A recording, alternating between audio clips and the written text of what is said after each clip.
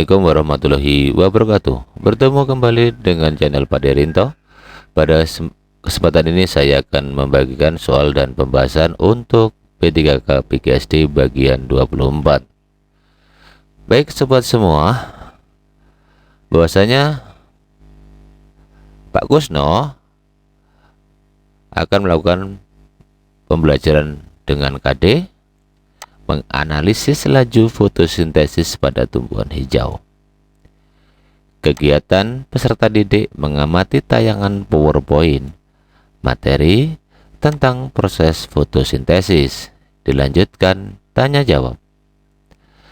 Peserta didik kemudian diminta melakukan percobaan, mengumpulkan bahan-bahan yang diperlukan, mencatat dalam tabel pengamatan, melakukan interpretasi hasil percobaan, dan meminta peserta didik mempresentasikan hasil percobaan di depan kelas.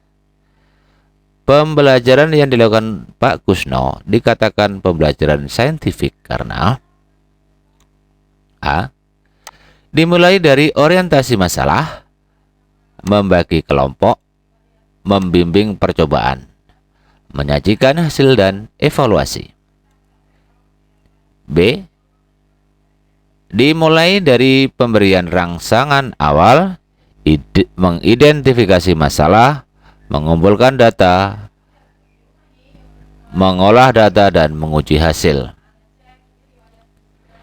Dimulai dari kegiatan 5M, yaitu mengamati, menanya, mengumpulkan informasi, mengolah informasi, dan mengkomunikasikan. D. Melakukan pembelajaran dengan kegiatan eksplorasi, elaborasi, dan konfirmasi. E. Pembelajaran dengan pertanyaan mendasar, menyusun hipotesis, mengumpulkan data, dan mengolah data, membuktikan, dan menyajikan hasil. Jawaban yang tepat adalah C. Dimulai dari kegiatan 5M, yaitu mengamati, menanya, mengumpulkan informasi, mengolah informasi, dan mengkomunikasikan. Opsinya A adalah ciri dari PBL, jadi problem based learning. B. Ciri dari discovery learning. D adalah fungsi dari EEK. Sedangkan D adalah gabungan discovery dan project based learning. Selanjutnya, perhatikan posisi burung yang sedang terbang seperti gambar berikut. Saat terbang di udara, gerakan burung tersebut dapat dijelaskan dengan hukum ketiga Newton, yaitu cara memanfaatkan sifat aliran udara.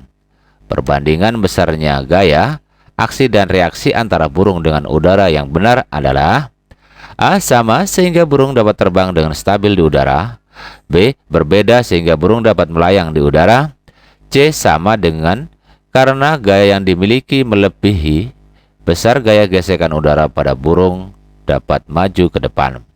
D. Berbeda karena gaya yang dimiliki lebih kecil dari gaya gesek udara sehingga burung dapat maju ke depan. E. Berbeda sehingga burung dapat terbang dengan stabil di udara. Jawaban yang tepat adalah yang C, yaitu sama karena gaya yang dimilikinya melebihi besar gaya gesekan udara, maka burung dapat melaju ke depan. Berdasarkan hukum ketiga Newton di mana berlaku, maka perbandingan besarnya gaya aksi dan reaksi antara burung dengan udara adalah sama. Karena gaya yang dimiliki melebihi besar gaya gesekan udara, maka burung dapat maju ke depan. Pada fenomena burung yang sedang terbang, gerakan kepakan pada sayap disebut dengan gerakan gaya aksi, sementara gaya reaksinya adalah balasan dari udara dengan besar gaya yang sama. Namun, besar gaya aksi tersebut melebihi besar gaya gesekan udara, maka burung tersebut pun saat terbang bisa melaju ke depan.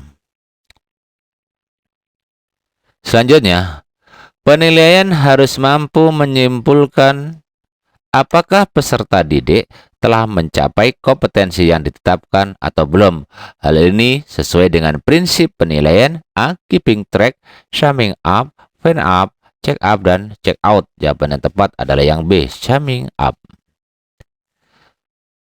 Penjelasannya adalah keeping track yaitu harus mampu menelusuri dan melacak kemajuan siswa sesuai dengan rencana pembelajaran yang telah ditetapkan. Check up yaitu harus mampu mengecek ketercapaian kemampuan peserta didik dalam proses pembelajaran, sedangkan find out yaitu penilaian harus mampu mencari dan menemukan serta mendeteksi kesalahan-kesalahan yang menyebabkan terjadinya kelemahan dalam proses pembelajaran. Sementara untuk summing up, yaitu penilaian harus mampu menyimpulkan apakah peserta didik telah mencapai kompetensi yang ditetapkan atau belum. Selanjutnya, penilaian harus mampu mencari dan menemukan serta mendeteksi kesalahan-kesalahan yang menyebabkan terjadinya kelemahan dalam proses pembelajaran. Hal ini merupakan prinsip keeping track, summing up, find out, check up, dan check out. Jawaban yang tepat adalah yang C, find out. Itu kata kuncinya adalah finding. Jadi finding itu adalah mencari, ya, dan menemukan. Di sini kata kuncinya. Prinsip penilaian adalah keeping track, yaitu harus mampu menelusuri dan melacak kemajuan siswa sesuai dengan rencana pembelajaran yang telah ditetapkan. Check up yaitu harus mampu mengecek ketercapaian kemampuan peserta didik dalam proses pembelajaran. Find out yaitu penilaian harus mampu mencari dan menemukan serta mendeteksi kesalahan-kesalahan yang menyebabkan terjadinya kelemahan dalam proses pembelajaran. Sementara untuk summing up yaitu penilaian harus mampu menyimpulkan apakah peserta didik telah mencapai kompetensi yang ditetapkan atau belum. Penilaian harus mampu menelusuri dan melacak kemajuan siswa sesuai dengan rencana pembelajaran yang telah ditetapkan. Ini adalah prinsip penilaian A. Keeping track, summing up, find out, check up, checking up, dan checking out. Penjelasannya adalah jawaban yang tepat adalah keeping track. Prinsip penilaiannya adalah keeping track yaitu mampu menelusuri dan melacak kemajuan siswa sesuai dengan rencana pembelajaran yang telah ditetapkan. Sementara checking up yaitu harus mampu mengecek ketercapaian kemampuan peserta didik dalam proses pembelajaran.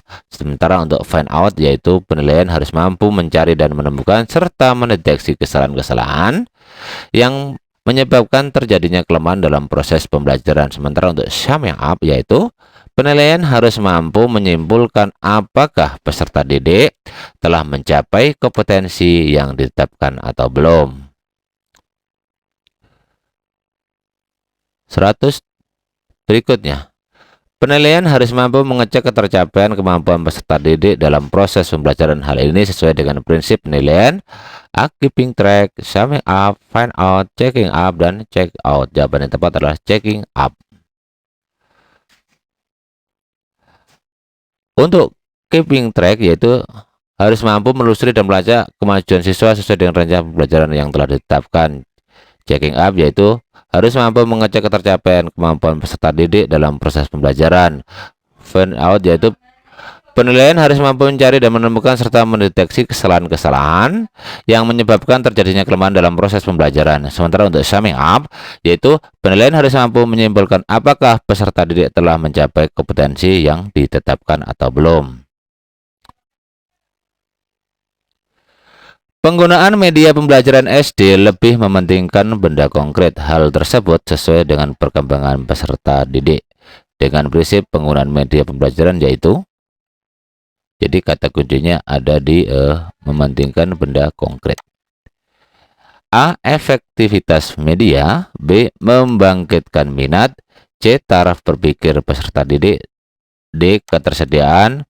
E. Interaksi dengan peserta didik. Jawaban yang tepat adalah taraf berpikir peserta didik. Pembahasannya adalah sebagai berikut. Efektivitas media pembelajaran. Pada prinsip utamanya, pemilihan media pembelajaran adalah efektif media pembelajaran dalam mencapai tujuan pembelajaran serta efektivitas dalam membantu siswa memahami materi pembelajaran yang akan disajikan. Sementara untuk taraf berpikir siswa, yaitu benda-benda yang bersifat konkret lebih baik digunakan sebagai media pembelajaran bila dibandingkan media yang lebih abstrak. 3. Interaktivitas media pembelajaran. 4. Ketersediaan media pembelajaran. 5. Minat siswa terhadap media pembelajaran. 6. Kemampuan guru menggunakan media pembelajaran. Yang ketujuh, alokasi waktu. Yang kedelapan, fleksibilitas atau kelenturan media pembelajaran. Yang kesembilan, keamanan penggunaan media pembelajaran. Penggunaan huruf kapital berikut yang tidak tepat adalah: A. Ari sedang belajar bersama di perpustakaan. B. Adik Sandi bernama Sinta. C. Kita harus selalu bersyukur kepada Tuhan. D. Keluarga Aji pergi ke liburan ke Yogyakarta. E. Pak Slamet berasal dari suku Jawa. Jawaban yang tepat adalah yang C. Penulisan kata huruf kapital yang tidak tepat adalah kita harus bersyukur kepada Tuhan. Perhatikan letak kesalahannya ada pada penulisan kata Tuhan. Penjelasannya adalah sebagai berikut. Huruf kapital digunakan di awal sebuah kalimat. Contoh, mereka sedang belajar bersama di perpustakaan. 2. Huruf kapital digunakan untuk menuliskan huruf pertama nama orang. Contohnya Adik Sandi. Jadi yang namanya Sandi dan Sinta. Huruf kapital digunakan pada kata Tuhan dan kata ganti Tuhan. Contohnya, kita harus selalu bersyukur kepada Tuhan. 4. Huruf kapital digunakan sebagai huruf pertama nama suku dan agama. 5. Contohnya adalah Pak Slamet berasal dari suku Jawa. Huruf kapital juga digunakan dalam huruf pertama nama kota dan nama negara. Contohnya, keluarga Aji pergi berlibur ke Yogyakarta. Penulisan kata Yogyakarta diawali dengan huruf kapital karena berkaitan dengan nama kota. Keenam, huruf kapital digunakan sebagai huruf pertama nama hari dan nama bulan. Contohnya, hari Sabtu dan Minggu Nia libur sekolah. Hari Sabtu dan Minggu. Penulisan nama hari menggunakan huruf kapital pada huruf pertamanya. Selanjutnya, perhatikan keterangan berikut. A. Dapat menempuh jarak 1 km dalam 15 menit. B. Dapat menempuh jarak 4 km dalam 20 menit. C. Dapat menempuh jarak 2 km dalam waktu 20 menit. D. Dapat menempuh jarak 0,5 km dalam waktu 6 menit. Urutan dari yang memiliki kecepatan terendah sampai tertinggi adalah A. ADCB, B. BCDA, C. CBAD, D. ABCD. Sedangkan E. DCBA. Jawaban yang tepat adalah yang A. ADCB. Penjelasannya, A adalah kecepatan A adalah 1/15 kali sama dengan 0,07. Kecepatan B adalah 4/20 sama dengan 0,20 atau 0,2. Kecepatan C adalah 2/20. Maka setelah dijadikan pecahan desimal menjadi 0,1 atau 0,10. Kecepatan D adalah 0,5/6 sama dengan 5/60 sama dengan 0,08. Perhatikan gambar berikut. Fungsi organ yang ditunjukkan oleh nomor 2, yang ini nomor 2 adalah di sini fungsinya gambarnya adalah jantung. Fungsi organ yang ditunjukkan oleh nomor 2 adalah memompa dalam sistem peredaran darah. B. Menyaring zat berbahaya dari darah. menjaga kadar kolesterol dan glukosa dalam darah. C. Berperan dalam difusi gas CO2 dan O2 pada proses pernapasan. D. Menghasilkan enzim yang diperlukan untuk pencernaan. E. Mengekspresikan urin ke ureter yang kemudian diteruskan keluar dari tubuh. Jawaban yang tepat adalah yang A. Fungsinya adalah karena jantung memiliki fungsi memompa dalam sistem peredaran darah. Penjelasannya adalah sebagai berikut. Otak fungsinya adalah pengendalian diri, perencanaan, penalaran, dan berpikir abstrak yang membuat manusia adalah spesies paling cerdas di bumi. Jantung berperan sebagai pemompa dalam sistem peredaran darah. 3. Lambung menghasilkan enzim yang diperlukan untuk pencernaan. 4. Ginjal mengekskresikan urin dan ureter yang kemudian diteruskan keluar dari tubuh. 5. Usus besar terdapat bakteri Escherichia coli dan bakteri ini membantu dalam proses pembusukan sisa makanan menjadi feses atau tinja. Hati meliputi penyaringan zat berbahaya dari darah, menjaga kadar kolesterol dan glukosa dalam darah. Paru-paru tempat difusi gas CO2 dan O2 pada proses pernapasan. 8. Faring terletak di hulu tenggorokan dan merupakan persimpangan antara rongga mulut ke kerongkongan dan rongga hidung ke tenggorokan. 9. Kantong kemih adalah kantong yang fleksibel yang menyimpan urin sebelum diekskresikan. Selanjutnya Anda diminta untuk memperhatikan gambar nomor 3. Fungsi organ yang ditunjukkan oleh nomor 3 adalah ini gambarnya lambung. Fungsi dari yang nomor 3 lambung tadi adalah memompa dalam sistem peredaran darah, tentunya salah, menyaring zat berbahaya dari darah, menjaga kadar kolesterol dan glukosa dalam darah, berperan dalam difusi gas CO2 dan O2 proses pernapasan itu fungsi daripada paru-paru.